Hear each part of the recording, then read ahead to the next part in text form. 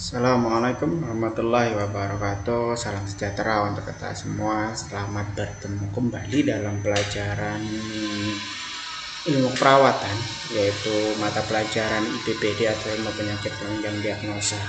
Hari ini kita akan lanjutkan materi yang kemarin yang sudah saya berikan.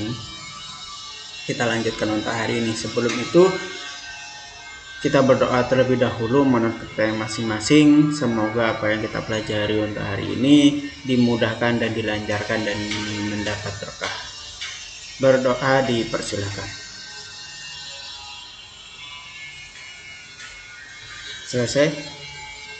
Baik, sebelum kita mulai, saya ingatkan terlebih dahulu untuk tetap ikuti videonya ini sampai akhir ya, jangan di skip-skip, supaya ketika kita tatap muka diskusi semuanya jadinya lancar. Tinggal saya terangkan sedikit-sedikit, kita diskusi barang-barang yang kalian tidak pahami itu yang di daerah, yang di bagian mana, gitu ya. Dan tetap jaga kesehatan. Kita mulai pelajaran yang akan kita pelajari adalah ini, penyakit yang ada pada muskuloskeletal atau otot dan rangka. Kemarin sudah saya terangkan tentang penyakit yang ada pada fraktur pada tulang. Yang pertama itu adalah fraktur dan yang kedua itu adalah kelainan pada sendi. Kemarin sudah saya terangkan tentang fraktur itu apa. Silahkan dipelajari lagi karena saya sudah kasih PPT-nya. Tinggal kalian pelajari lagi saja. Ini yang dimaksud dengan fraktur ya, jenis-jenis fraktur terutama kalian harus kuasai. Jenis-jenis fraktur, bentuknya seperti apa dan cara penanganannya seperti apa. Untuk kelainan pada sendi kemarin saya sudah terangkan ada 4 yang saya kasih, yaitu tentang dislokasi atau masalah yang pada sendi. Masalahnya itu pergeseran atau perubahan posisi yang ada pada sendi, itu disebut sebagai dislokasi ya. Gejalanya apa kemarin sudah saya terangkan, nyeri, perubahan bentuk yang ada pada sendi, itu juga sebagai gejalanya. Penyebabnya juga kemarin sudah saya terangkan. Ini yang dimaksud dengan dislokasi ya kemarin. Ketika di ronsen bentuknya seperti ini, tidak patah. Jangan dianggap ini patah ya, cuma hanya tulang antara tulang di bagian sendi itu biasanya bergeser. Itu ya. Keseleo juga kemarin sudah saya terangkan, ada 2 yang dimaksud dengan keseleo, ada yang dimaksud dengan sprain, ada yang dimaksud dengan strain.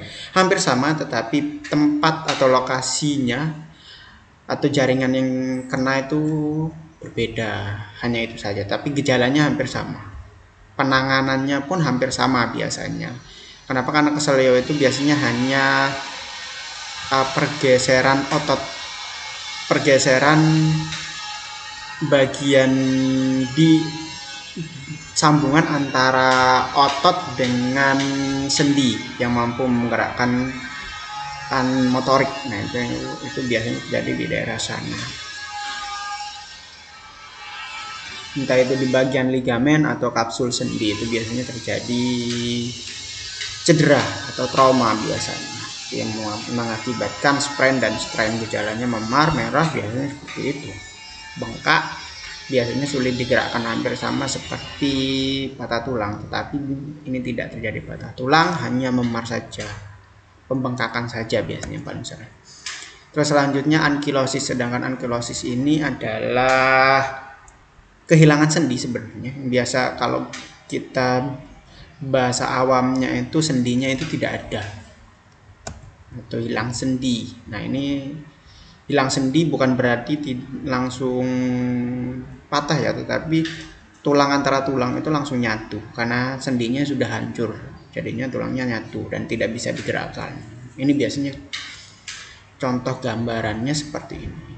Ini bengkak, ini tulang semua. Ini bengkaknya ini bukan bengkak karena jaringan memar, bukan, tetapi karena tulangnya nempel sehingga membentuk tulang baru sehingga menjadi besar seperti ini. Ini ankilosis. Nah ini yang artritis. Ini yang saya akan bahas untuk sedikit karena kemarin baru pengenalan pertama tentang tentang artritis. Artritis yang dimaksud dengan artritis itu peradangan ya, peradangan itis itu maksudnya radang, artritis itu maksudnya peradangan di daerah sendi. Peradangan artinya mengganggu persendian berupa peradangan pada beberapa sendi yang disertai nyeri dan sakit. Itu yang dimaksud dengan artritis. Untuk artritis sendiri itu dibagi menjadi 3 penyakitnya. Itu ada yang disebut dengan osteoartritis, ada yang dimaksud dengan gout, atau kalau kalian bingung apa sih yang dimaksud dengan gout, gout ini yang dimaksud dengan gout itu adalah asam urat ya. Jadi nama medis, nama penyakit dari asam urat itu adalah gout. Sedangkan asam urat sendiri, yang dimaksud dengan asam urat itu adalah cairan yang ada di persendiannya yang membentuk kristal sendi, biasanya di sana disebut sebagai asam urat. Itu pasti ada di tubuh manusia. Tetapi nama penyakitnya itu adalah gout. Apa yang dimaksud dengan gout? Kelebihan asam urat yang mengakibatkan peradangan di daerah sendi, itu yang dimaksud dengan gout. Gejalanya apa? Paling sering gejalanya itu adalah pembekakan di daerah sendi, terutama di bagian kaki, pergelangan kaki maupun jari-jari kaki, itu yang paling sering, biasanya bengkak nanti. Bengkaknya itu di sana bukan pembengkakan jaringan ya, hanya penumpukan cairan asam urat. Kalau di bedah itu bentuknya seperti kayak pasir kalau di bedah. Nah, itu yang mengakibatkan nyeri hebat pada penyakit gout. Biasanya terjadi pada lansia, pada mbah-mbah, akibat kelebihan asam urat yang terlalu tinggi di dalam darah sehingga keluarnya menuju jaringan biasanya, dan terutama di bagian sendi, di sana menumpuk. Itu yang mengakibatkan nyeri hebat karena bentuknya kristal kecil hampir sama seperti pasir, kalau dibuka putih warnanya. Itu yang dimaksud dengan gout. Selanjutnya ada yang dimaksud dengan penyakit rheumatoid, atau biasa kita sebut untuk pada masyarakat sendiri itu disebut sebagai rematik. Nama lainnya itu, nama penyakitnya itu rheumatoid. Rematik beda dengan asam urat. Untuk rematik ini memang sama gejalanya, nyeri di bagian sendi, tapi perbedaan lokasinya biasanya dan penyebabnya. Kalau gout ini akibat dari asam urat yang terlalu tinggi di darah, biasanya ada asam uratnya. Tetapi yang jadi permasalahan pada rematik ini adalah kelainan imunitas biasanya. Banyak salah kaprah, banyak yang menyatakan kalau rematik itu diakibatkan karena faktor luar. Tidak. Biasanya yang paling utama rheumatoid itu diakibatkan oleh imunitas kita sendiri. Jadi harusnya imunitas itu menyerang yang sakit, tetapi malah imunitasnya orang yang mengalami rheumatoid ini malah nyerang di daerah sendi. Yang harusnya sehat, sendinya sehat, ini malah diserang, dimakan, digerogoti sampai habis, biasanya setengahnya hilang. Nah, ini yang mengakibatkan nyeri di daerah sendi. Sendinya menjadi terkikis, menjadi hilang sebagian biasanya. Itu yang dimaksud dengan rheumatoid atau kita sebut sebagai rematik. Perbedaan dengan gout lagi itu adalah di lokasi nyerinya. Kalau gout itu biasanya di bagian sendi, di motorik halusnya, atau di bagian jari-jari, di pergelangan, di jari-jari biasa, atau di sendi-sendi kecil biasanya. Tetapi untuk rheumatoid itu biasanya di sendi-sendi besar. Maksudnya sendi-sendi besar ya di lutut, di siku, di tulang belakang. Nah, ini biasanya terjadi nyeri atau pembengkakan di daerah sana. Biasanya tidak sampai bengkak, tetapi memar seperti warna merah biasanya. Nanti itu akibat dari penyakit rematik. Itu yang dimaksud dengan rematik. Jadi kalau kalian dengar istilah rematik terus ada yang menyatakan, oh ini akibat dari kalian sering mandi air dingin, atau kalian sering makan makanan ini, atau kalian sering atau kalian terbentur, cedera. Nah, itu keliru ya, tetapi akibat dari, bukan salah, tetapi bisa jadi keliru karena faktor utamanya ini adalah imunitas tubuh itu sendiri yang mengalami kelainan. Itu ya, itu yang dimaksud dengan rheumatoid atau yang kita sebut sebagai rematik. Nah, ini adalah penyakit-penyakit yang ada pada sistem rangka atau tulang maupun sendi pada manusia. Selanjutnya kita bahas tentang penyakit yang ada pada ruas-ruas tulang belakang.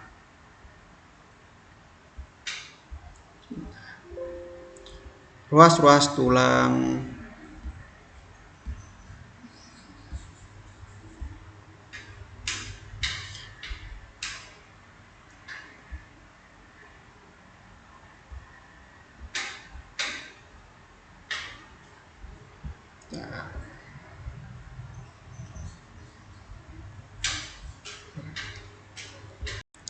Oke, kita lanjut penyakit selanjutnya yang ada pada otot dan tulang, yaitu ruas-ruas tulang belakang, gangguan pada ruas-ruas tulang belakang. Ini biasanya hanya kelainan saja. Yang dimaksud dengan penyakit yang ada pada ruas-ruas tulang belakang itu adalah kelainan di mana tulang di daerah belakang itu mengalami malfungsi atau keadaan yang tidak normal. Ya, dimaksud dengan ruas-ruas tulang belakang. Masalah yang ada pada ruas-ruas tulang belakang itu biasanya seputaran tulang belakang saja, pembentukan di tulang belakangnya. Yang pertama itu ada yang dimaksud dengan lordosis. Lordosis itu adalah penyakit kelainan pada tulang belakang yang menyebabkan punggung penderita terlalu melengkung pada daerah pinggang atau masuk daerah pinggang. Maksudnya seperti ini. Nah, ini. Di daerah sini ketika dia berdiri disuruh untuk tegak, di daerah perutnya ini condong ke depan. Nah, ini agak sedikit melengkung seperti ini. Ini yang dimaksud dengan lordosis. Keadaannya seperti ini. Contohnya. Ini lordosis ya, ini gejalanya. Ini sudah lurus, tetapi di bagian perutnya ini agak sedikit condong. Beda dengan orang gemuk, perut buncit, di sini tetap agak tegak dia, tetapi pada orang yang lordosis bukan perutnya yang buncit, tapi ini juga melengkung. Kalau dilihat sekilas memang tidak akan terlalu nampak, ini yang sudah parah. Biasanya agak sedikit melengkung saja itu sudah termasuk sebagai lordosis. Lordosis disebabkan oleh sikap tubuh yang buruk. Biasanya maksud dari sikap tubuh yang buruk ketika dia masih kanak-kanak atau ketika masa mudanya itu posisi maupun perilaku dalam aktivitasnya itu tidak sesuai anatominya. Maksud contoh yang paling sering itu adalah posisi orang duduk. Posisi ketika orang duduk itu biasanya harusnya tegak lurus, duduk normal atau Fowler sempurna, duduk. Nah, pada orang-orang lordosis biasanya ketika ditanya pada dulu maupun pas di sekolah contohnya, biasanya dikasih senderan. Nah, ini terlalu dibungkukkan ke belakang. Jadi sendernya itu sampai benar-benar kayak senderan banget gitu loh istilahnya. Sampai bengkok istilahnya, sampai dongak ke atas, kelihat ke atas. Mohon maaf, saya bahasa agak sedikit kasar, sampai melihat ke atas senderannya. Nah, ini yang mengakibatkan masalah di bagian tulang belakang. Kalau 1-2 kali tidak ada masalah, tetapi ketika sering dilakukan dan terus menerus dan teratur istilahnya, ini yang mengakibatkan ketika nanti itu bisa terjadi yang namanya lordosis. Dan yang kedua penyebabnya itu biasanya karena pas lahir. Memang faktor kelahiran yang mempengaruhi. Ketika bayi itu lahir, ternyata proses untuk persalinan maupun perawatan bayinya itu tidak bagus. Cara gendongnya pun keliru juga biasanya. Ini mengakibatkan terjadinya lordosis. Dan faktor lainnya, salah satunya itu adalah jenis kelamin. Lordosis sering terjadi pada perempuan. Ini yang paling bermasalah, terutama pada ibu-ibu hamil ya, pasca melahirkan biasanya karena perutnya terlalu condong ke depan sehingga tulang belakangnya pun mengikuti. Biasanya nanti seperti itu. Ini yang mengakibatkan terjadinya lordosis. Dan pada ibu hamil itu kebanyakan lebih banyak menghasilkan banyak hormon relaksin untuk meregangkan otot. Ini yang mengakibatkan otot menjadi elastis biasanya nanti. Otot menjadi elastis, tulang juga elastis. Dan sendi di daerah pinggul sehingga tulang punggung akan cenderung lebih melengkung ke depan mengikuti beban dari janin. Nah, ini yang mengakibatkan jenis kelamin. Kenapa perempuan lebih banyak mengalami lordosis. Selanjutnya tadi yang saya sebut dengan posisi tubuh, ya jika berdiri dalam waktu yang sangat panjang maka akan terjadi pergeseran pada tulang belakang bagian pinggul. Ini ketika berdiri juga bisa. Yang terlalu lama, ini yang mengakibatkan lordosis. Yang terlebih terlihat pada mereka yang memiliki otot pada bagian pinggang lemah, maksudnya ini mengecil ya, ototnya itu kecil.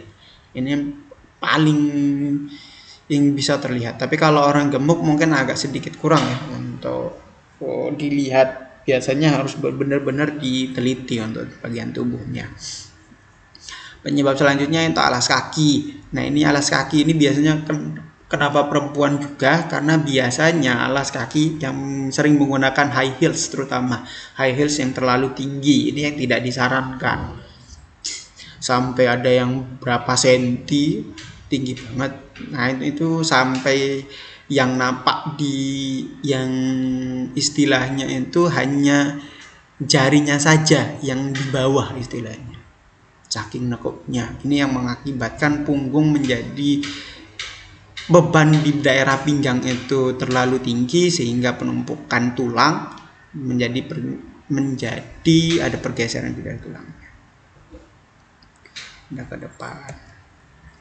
Ini ya contohnya, ini posisi A, ini yang dimaksud dengan ini posisi A yang tidak normal di bagian tulang belakang. B dilihat B ya lurus, tegak lurus, tapi yang di daerah sini tiba-tiba melengkung. Ketika disuruh untuk tegak, paling gampangnya itu ketika diperiksa itu disuruh untuk berdiri di tembok.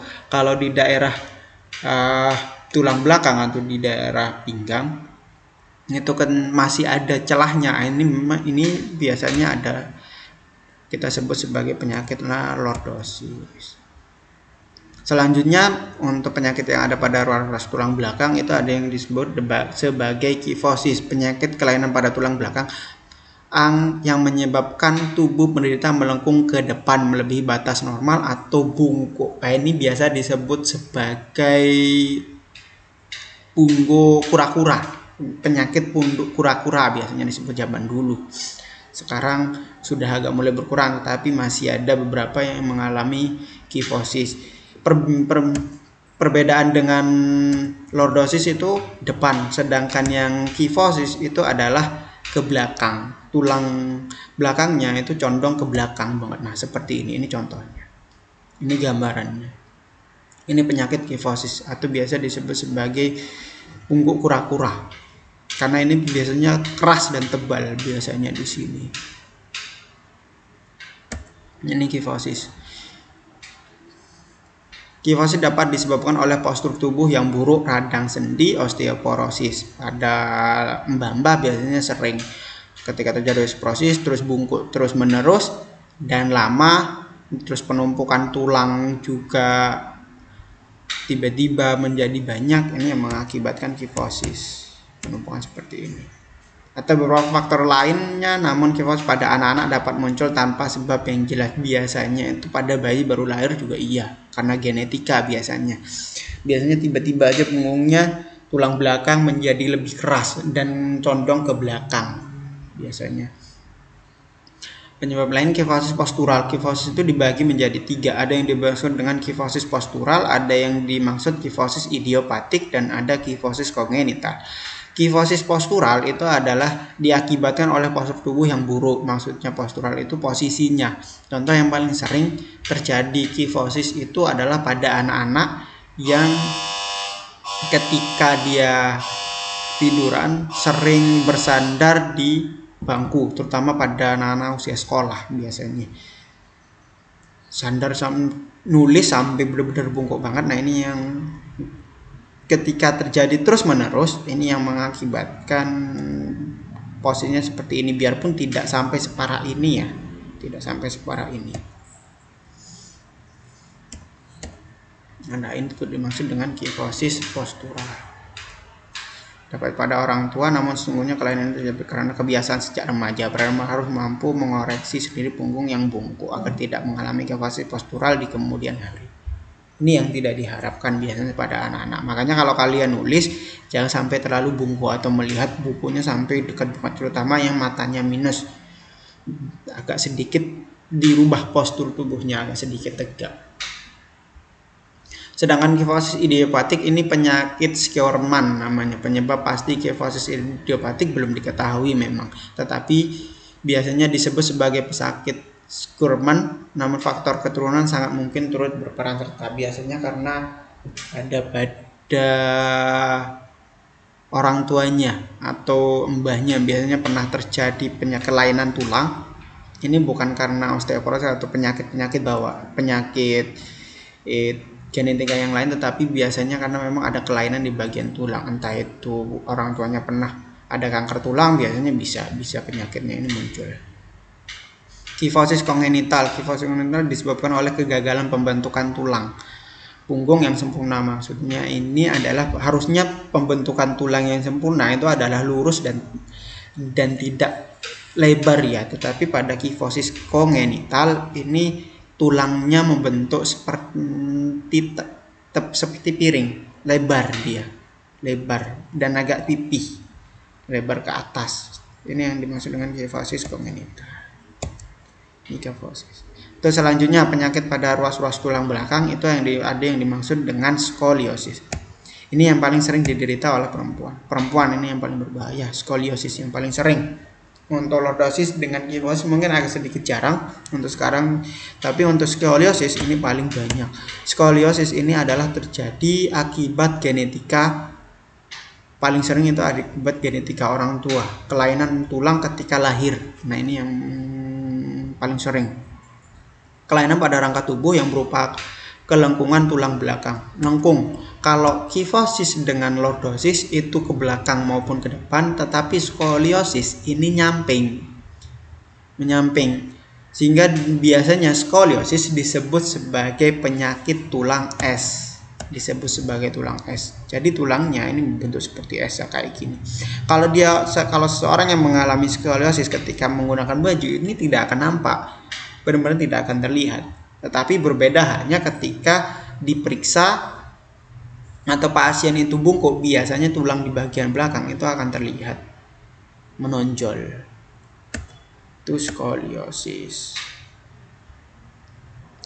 Sebanyak 75-80 kasus skoliosis merupakan idiopatik, yaitu kelainan yang tidak diketahui penyebabnya. Ya tidak diketahui, tetapi biasanya karena proses genetika. Sedangkan 15-20 kasus skoliosis lainnya merupakan efek samping yang diakibatkan karena menderita kelainan tertentu, seperti distrofi otot atau kelainan otot, pengecilan pada otot atau pembesaran otot pada otot, sindrom Marfan itu juga ya, sindrom Down atau kelainan otot, dan penyakit lainnya. Pokoknya yang berkaitan dengan otot biasanya langsung akan muncul skoliosis. Tapi paling banyak itu adalah yang ini, idiopatik, tidak diketahui penyebab utamanya, tetapi biasanya faktor pencetusnya itu adalah karena genetika orang tuanya ada kelainan di tulang, biasanya anaknya akan mengalami skoliosis. Berbagai kelainan tersebut membuka otot atau saraf di sekitar tulang belakang. Ini yang berbahaya ya pada penyakit skoliosis. Untuk lordosis maupun kifosis mungkin tidak begitu bermasalah, mungkin bentuk tulangnya aja. Tetapi pada skoliosis ini semua organ itu akan berpengaruh, terutama di bagian sarafnya. Ini yang paling dikhawatirkan untuk penderita skoliosis, terutama pada perempuan, terutama perempuannya itu sudah dewasa dan sudah menikah. Karena orang yang mengalami skoliosis untuk perempuan yang sudah menikah ini dikhawatirkan tidak mampu untuk hamil. Bukan tidak bisa hamil, tetapi tidak mampu untuk hamil. Kenapa? Karena kelainan pada tulang, otot, organ, dan yang lainnya di dalam tubuhnya yang berdekatan dengan tulang belakang ini akan terjadi masalah biasanya. Makanya orang dengan skoliosis, terutama perempuan, itu agak dikhawatirkan untuk hamil. Makanya wajib dilakukan terapi untuk masalah-masalah skoliosis. Tulangnya diluruskan, kalau tidak bisa ya operasi kalau memang terlalu parah. Skoliosis itu ada dua jenisnya. Ada skoliosis struktural, yang dimaksud struktural suatu kurvatur lateral spinal yang irreversible, maksudnya kelainan di bagian tulang belakang, di bagian sini yang ini. curvaturateral spinal. Yang ini spinal. Curvaturateral, maksudnya di daerah sini yang di bagian tengah sini sampai ke sini. Ini terjadi reversible, maksudnya itu tidak versible ke atas, tetapi malah terlalu tidak elastis ke atas, harusnya meregang, tetapi ini meregangnya itu malah nyamping. Itu yang dimaksud dengan irreversible di daerah spinal, spin di bagian tulang belakang. Dengan rotasi vertebra yang menetap, maksudnya rotasi vertebra ini vertebra. Ini vertebra, di daerah sini vertebra. Rotasi vertebra terbesar terjadi pada apex. Jika power bertambah, maka rotasi juga bertambah. Rotasi ini menyebabkan saat power bending costa menonjol membentuk hum di sisi cornmesh.